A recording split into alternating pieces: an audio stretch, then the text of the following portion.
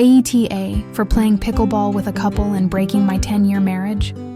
I'm Stella, 36, and I've been married to Terry, 38, for 10 years. I need to get this off my chest, and I'm hoping you'll tell me if I'm the asshole here. Our marriage was solid, or so I thought. We rarely fought, always found time for date nights, and kept things alive in the bedroom. Terry's job takes him away about a quarter of the time, which never bothered me much until recently. 6 months ago, I picked up pickleball to stay busy while he was gone. It's this fast, addictive sport that's like tennis but smaller, and I fell in love with it. The rhythmic thwack of the paddle, the squeak of sneakers on the court, it was my escape.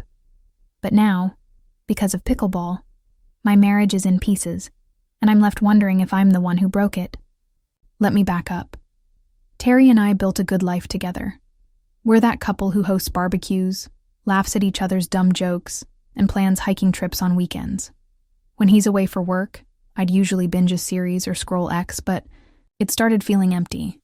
So, when a friend invited me to a local pickleball night, I jumped in. The group was welcoming, a mix of ages, all sweating and laughing under the community center's fluorescent lights. I got hooked fast, showing up twice a week, my muscles aching in the best way. Terry was thrilled I'd found something to keep me busy. "You're glowing," he'd say, kissing my forehead before another trip. That's where I met Steve and Layla, a couple in their late 30s, maybe early 40s. Steve's got this easy charm, all dimples and quick wit, always ready with a joke that makes you roll your eyes but laugh anyway. Layla's different, bold, with a husky laugh and eyes that seem to see right through you. They were pickleball regulars, and we clicked instantly. Soon we were meeting up outside group nights to practice, just the three of us. We'd hit the court at dusk, the air thick with summer humidity, joking about our terrible serves. "Stella, you're gonna kill someone with that swing," Steve would tease, dodging my wild shots. Layla would just grin, tossing me a water bottle, her fingers brushing mine a little too long. I didn't think much of it at first. They were fun, and I was lonely when Terry was gone. Our practices turned into grabbing beers after, talking about everything, work, music, even our dreams. Layla would lean in close, her perfume sharp and sweet, saying things like, "You're too good for this small-town life, Stella." I'd blush, brushing it off, but her words stuck. Steve was flirty too, always complimenting my game or my smile, but it was Layla's attention that made my stomach flip in a way I couldn't explain. I'd never felt that before, not with a woman. It was new, thrilling, and terrifying. Things shifted at a beer festival last month. Terry was back in town, and I was excited to show him off to my pickleball crew. The festival was buzzing, tense, lined up with craft brews, fairy lights strung above, and the smell of pretzels and hops in the air. I spotted Steve and Layla near a stall, their laughter cutting through the crowd. I ran over, heart racing, and hugged them both. Steve's hug lingered, his hand resting on my back a beat too long. Layla smirked, saying to Terry, "You're a lucky guy, man. She's a catch." Her tone was playful, but her eyes locked on mine, and I felt my face heat up. Terry noticed. On the drive home, his knuckles tight on the steering wheel, he said, "That Steve guy was staring at you like you were on the menu." His voice was sharp, not like him. I laughed it off, saying, "He's just friendly. They both are." But Terry wasn't buying it. And what was that lucky guy comment from Layla? Felt weird. I reassured him, my voice steady, but inside, my heart was pounding. I knew something was off, not with them, but with me. I was starting to feel things I shouldn't, and I didn't know how to stop it, or if I even wanted to. After the beer festival, I couldn't shake Terry's words. His suspicion hung between us like a fog, but I pushed it down, telling myself I was imagining things. Steve and Layla were just friends, vibrant, exciting friends who made me feel alive in a way I hadn't in years. Terry's work trips left me alone too often, and pickleball filled that void. Or maybe it was them. I don't know when the lines blurred, but they did, and I let them. The next week, With Terry off on another trip, I got a text from Layla. "Basketball game at our place tonight? Bring your team spirit."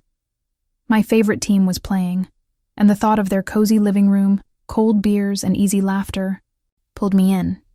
I told myself it was harmless, just a night with friends. But as I slipped on jeans and a fitted tee, checking my reflection a little too long, I felt a flutter of something dangerous. I ignored it, grabbed my keys, and drove over. Their house was warm, glowing with string lights and the hum of the TV. Steve handed me a beer, his fingers grazing mine, and Layla patted the couch beside her. "Saved you a spot, superstar," she said, her voice low and teasing. We cheered for the game, our thighs brushing as we leaned forward during tense moments. Steve's jokes kept us laughing, but it was Layla's glances that made my pulse race, her dark eyes catching mine, holding them a second too long. When Steve stepped out to grab more drinks, Layla leaned closer, her breath warm against my ear. "You ever think about trying something new, Stella?" Her words were soft, but they hit like a spark. I froze, my heart hammering. I'd never been with a woman, never even considered it, but the air between us crackled. Before I could answer, she kissed me, slow, deliberate, her lips tasting of cherry chapstick. My mind screamed to stop, but my body didn't listen. I kissed her back, the game fading to static. It was over in seconds, Steve walking back in, but he just grinned, like he'd known this was coming. "You two are cute," he said, and I realized this wasn't a surprise to him. That night, I went home, my lips still tingling, guilt clawing at me. But I didn't stop seeing them. It became a secret rhythm. Pickleball practices turned into late nights at their place. Layla and I stealing moments when Steve was distracted. I told myself it wasn't cheating. Not really. It was just different. But I started wearing perfume again, buying clothes that made me feel bold. Terry noticed when he was home, his eyes narrowing as I hummed through dinner prep. "You're different," he said one night, his voice tight. I laughed it off, but my stomach twisted. I was lying to him, to myself. Then it all crashed. One night, I told Terry I was watching a game at Steve and Layla's. He was on a trip, so I didn't expect his calls at 1 a.m. Then 2.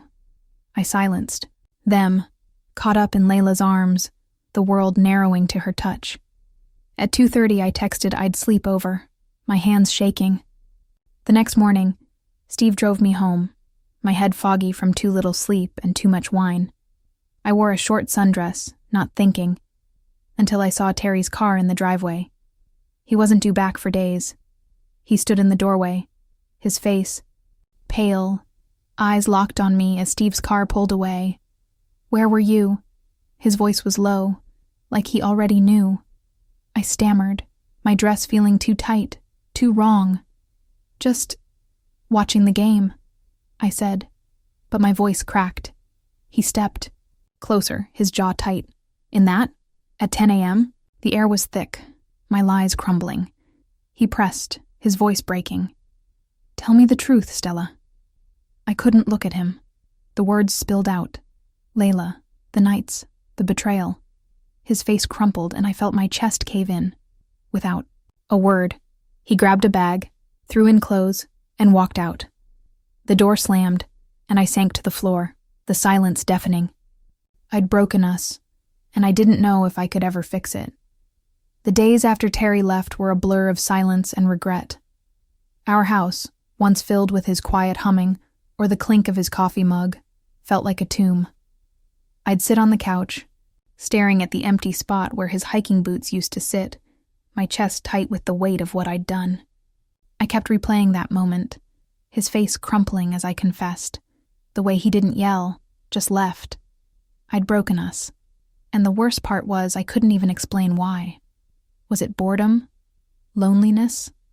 Or was I just selfish, chasing a thrill that burned my life down? I stopped going to pickleball. The thought of facing Steve and Layla, or the group's curious stares, made my stomach churn.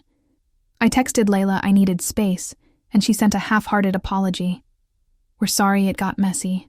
Let us know if you need us." Steve added a winking emoji, which made my blood boil. Did they not get it? My marriage was over because of them, because of me.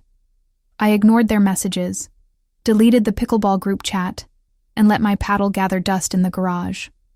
My phone buzzed with calls from friends, but I let them go to voicemail. I couldn't face their judgment.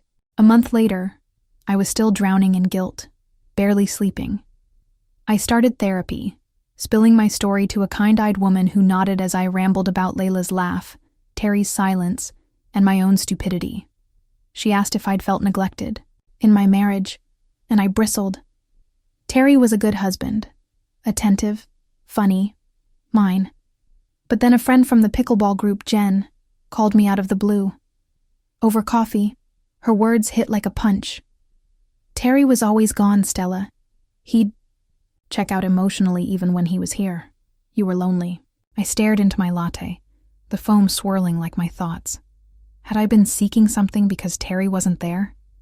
It didn't excuse what I did, but it cracked open a new question. Was I the only one who failed us? I tried reaching out to Terry, texting apologies that poured from my heart. I'm so sorry, I was stupid. Can we talk? He didn't reply. His silence was worse than anger. Each unanswered message a reminder of the trust I'd shattered. I heard through Jen that he'd rented an apartment across town, already talking to a lawyer. The word divorce felt like a knife. I'd always thought we'd grow old together, bickering over who made better pancakes. Now, I was alone, haunted by the memory of Layla's lips and the sound of Terry's car pulling away. 3 months after he left, things got worse. I ran into a pickleball friend, Mark, at the grocery store. His face tightened when he saw me, and after awkward small talk, he dropped a bomb. Layla's been telling everyone you came on to her, like you pushed the whole thing. My heart stopped. I'd been wrestling with my guilt. But this was a lie. I drove straight to Layla and Steve's, my hands shaking on the wheel. Their house looked the same. Warm lights, welcoming porch, but I felt like an intruder. Layla opened the door, her smile fading when she saw my face. Stella, what's wrong? I didn't hold back. Why are you telling people I chased? You? You kissed me first. Her eyes widened, but Steve stepped in, casual as ever. Chill, Stella. It's not a big deal. That's when Layla admitted it. They had an open marriage, something they never told me. We thought you knew, she said, like it was my fault for not guessing. I felt like a pawn, manipulated into their game. I wanted to scream, to tell the whole group they'd played me, but I stopped myself. Was exposing them worth it? Or was I just lashing out to feel less guilty? I left, tears burning my eyes, their voices fading behind me. Back home, I sat in the dark, my phone glowing with Terry's last text. Lawyers drafting papers. Don't call. I'd lost him. My friends, my hobby, everything. Worse, I'd lost myself. I kept wondering if I'd been naive, or if Layla and Steve had seen my loneliness and used it. I was angry, but mostly at myself. How had I let a game, a stupid sport, lead to this? 6 months after Terry walked out, I was still picking up the pieces. The house felt like a museum of our life together. His favorite mug on the counter, the dent in the couch where he'd nap. I'd stopped crying every night, but the guilt was a constant ache, like a bruise that wouldn't fade. Therapy helped me untangle my mess of emotions, but it also forced me to face hard truths. I'd betrayed Terry, yes, but I was starting to see the cracks in our marriage that I'd ignored for years. His work trips, his quiet distance even when he was home. Had I been chasing Layla because I was starving for connection? I didn't know if that made me less of an asshole or just a different kind. I'd avoided pickleball like it was poison, but the loneliness was crushing. One day, I saw a flyer for a new group at a different court, far from Steve and Layla's haunt. I dusted off my paddle, my hands trembling as I stepped onto the court. The familiar thwack of the ball felt like coming home, but it was bittersweet. I kept to myself, dodging the old group's gossip. but playing again gave me a sliver of peace. I was also exploring something new, my attraction to women. I'd joined an online forum, reading stories from others who discovered this part of themselves later in life. It was confusing, exhilarating, and terrifying, like standing at the edge of a cliff. Then came the call I'd been dreading and hoping for. Terry texted, asking to meet at a coffee shop for closure. My heart raced as I walked in, the smell of espresso sharp in the air. He looked tired, his eyes shadowed, but still achingly familiar. We sat in a corner booth, the hum of the cafe wrapping around us. "I've been thinking," he started, his voice steady but soft. "I wasn't perfect, Stella. I put work first too often, left you alone. I see that now." My throat tightened. It was the first time he'd admitted any fault, and it cracked, something open in me. But then he leaned forward, his eyes hard. "But what you did, I can't unsee it. The divorce is happening." I nodded, tears spilling over. "I'm so sorry, Terry. I didn't mean to hurt you." He sighed, running a hand through his hair. "I know, but you did." He told me he'd been reflecting, even seeing a therapist, himself, but the trust was gone.